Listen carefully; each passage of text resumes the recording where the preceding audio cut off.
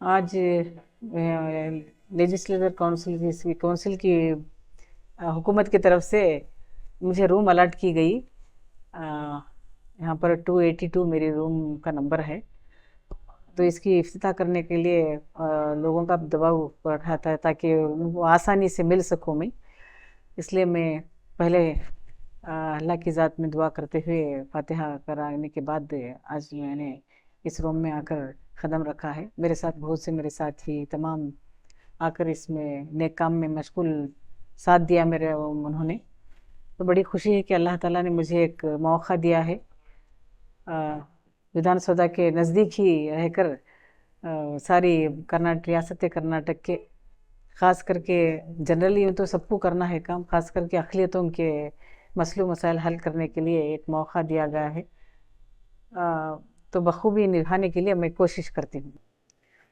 पहली वक्त जब सेशन को मैं अटेंड करने गई तो बड़ी खुशी महसूस हुई और मेरी बरसों पुरानी एक तमन्ना भी थी, इसलिए कि मैं शिवमोगा ज़िले से लोकल बॉडी काउंसिल के लिए चुनाव के लिए मैं खड़ी थी। वहाँ पर सिर्फ 34 वोट में मैं हारा, मेरी नाकामी हुई थी वहाँ पर।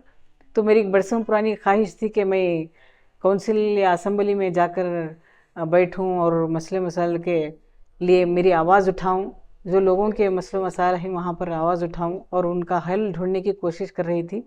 अल्लाह ताला मेरी वो ख्वाहिश को अल्लाह ताला ने कबूल फरमाया, मुझे एक मौका मिला। तो पहली मरतबा काउंसिल में जाने के बाद पहली मरतबा मैंने मेरी ही कॉन्स्टिट्यूंसी भद्रावती का एक बड़ा मसला था। वहाँ पर एक मैसूर पेपर मिल्स एक फैक्ट्री थी, वह बंद की थी येडियुरप्पा के ज़माने से। पिछली हुकूमत में चंद ऑफिसर्स की खिलवाड़ की तरफ से वो फैक्ट्री को बंद किया गया था। बहुत से लोगों को वहाँ पर एम्प्लॉयमेंट से महरूम रह गए। तो ये बहुत बड़ा मसला था। मैं भी वहाँ पर एक स्ट्राइक में एक साल कम से कम एक साल से अरसे तक वहाँ पर स्ट्राइक में मैं भी उनके साथ थी, लेबर्स के साथ, ऑफिसर्स के साथ।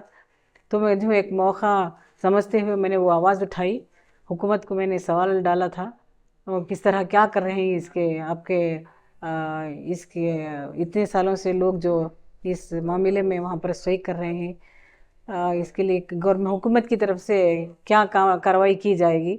तो वहाँ पर हमारे मेजर इंडस्ट्रीज़ के मिनिस्टर एमबी पाटिल ने मेरे सवाल का जवाब दिया। उन्होंने कहा कि जल्द से जल्द टेंडर बुलाया जाएगा और प्राइवेट जो भी प्राइवेट फैक्ट्रीज़ हैं उनकी तरफ से टेंडर बुलाया गया है। जो आगे बढ़कर आएंगे उससे फिर उनको टेंडर में दाखिला करा के वो फैक्ट्री को फिर से शुरुआत करने का उन्होंने वादा किया मुझे। तो मुझे एक हद तक ये कामयाबी ही मिली है।